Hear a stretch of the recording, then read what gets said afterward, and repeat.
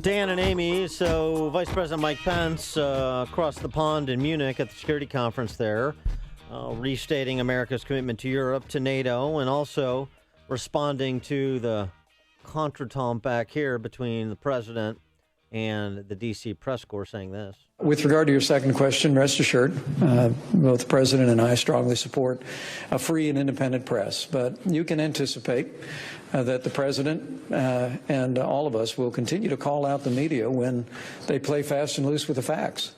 And the truth is that we have in President Trump someone who has a unique ability to speak directly to the American people. And when the media gets it wrong, I promise you, President Trump will take his case straight to the American people to set the record straight. As he did on Saturday night in Florida. But here's the thing. It's more than just getting it wrong. It's comparing the Mike Flynn flap to Pearl Harbor, to 9/11, as Tom Friedman did. To Watergate. As Dan Rather did. It's comparing the tweet about these networks, plus the New York Times, being enemies of the people, to the Oklahoma City bombing, as John Heilman from Bloomberg and Morning Joe did. That demands a certain response, too, doesn't it? Maybe a less than gentle response. For more on that question and Trump's relationship with the media and whether or not he is making a productive use of the media as his foil, we're pleased to be joined again by Michael Goodwin, who is a New York Post columnist and Fox News contributor. Michael, thanks for joining us again. Appreciate it. Good morning, guys. Thank you. So what about that, the hyperbole of the D.C. press corps that Trump is in part responding to, I think, when he describes certain outlets as enemies of the people? Well, look, I think that this is tit for tat, and both sides are escalating. I think the president should not use the word enemy. I think if somebody really is an enemy of the people, they should be locked up and maybe executed. I mean, it sounds like treason or some kind of overt attempt to overthrow the government. So I would advise the president to stay away from the word enemy. But otherwise, I think he is on solid ground. Given fake news, dishonest, all of these things. I mean, these are very colorful ways, I think, of making the case, and legitimate ways. As I say, the president does not lose his First Amendment rights. The very First Amendment that protects the press protects all of us. The press does not have special First Amendment rights, so the president doesn't give up his when he becomes president. I think it's interesting now. The media is circling the wagons. You're seeing some of the professional organizations writing letters and things, and that's fine. I mean, they're acting like unions. That's fine.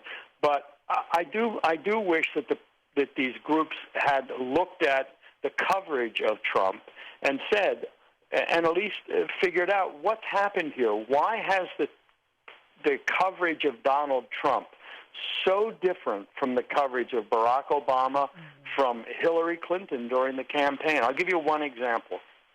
MSNBC and CNN, two different shows on those networks, have both banned Kellyanne Conway because they say she lies. Okay, fair enough. But they didn't ban Susan Rice, who clearly lied about the video in Benghazi. They didn't ban Hillary Clinton, who lied nonstop for 25 years.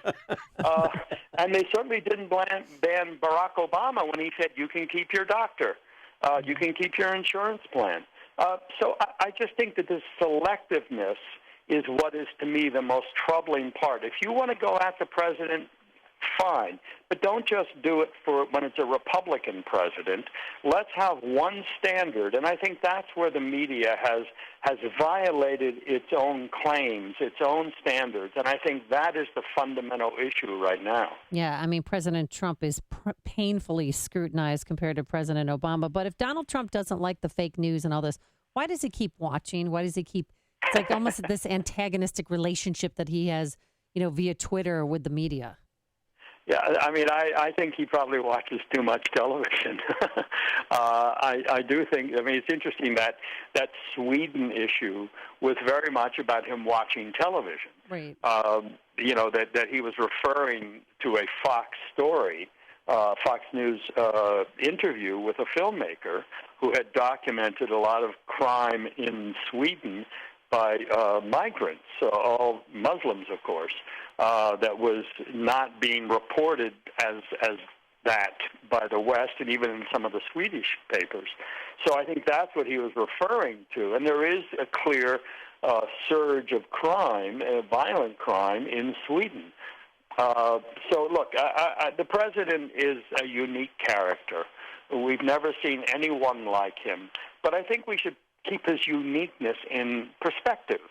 I mean, remember the New York Times had a story the other day on Alex Jones, who's a pretty far out there guy who's a big Trump supporter, and Trump talks to him occasionally. But remember when Barack Obama was interviewed by Glozell, who takes baths in Cheerios and milk? Right. I mean, was there outrage at the New York Times? I don't recall it. So it's all this selectiveness that I find really grating and basically corrupted. It is corrupted coverage. So the president wants to call it fake news, dishonest. It is clearly corrupted by partisanship. The Washington Examiner opined kind of in the direction you're going, reviewing Trump's first month in office. And the editors at the Examiner write, the two entwined themes of Trump's first turbulent month have been predictability and hyperactivity. Trump has done what he promised to do and behave, for better or worse, as he has always behaved. So to their point, if you've observed Trump, even just in the 2016 election cycle, much less for the past 25 years in the public eye, you can't be terribly surprised by much of what he has said and done and the way he's said and done it.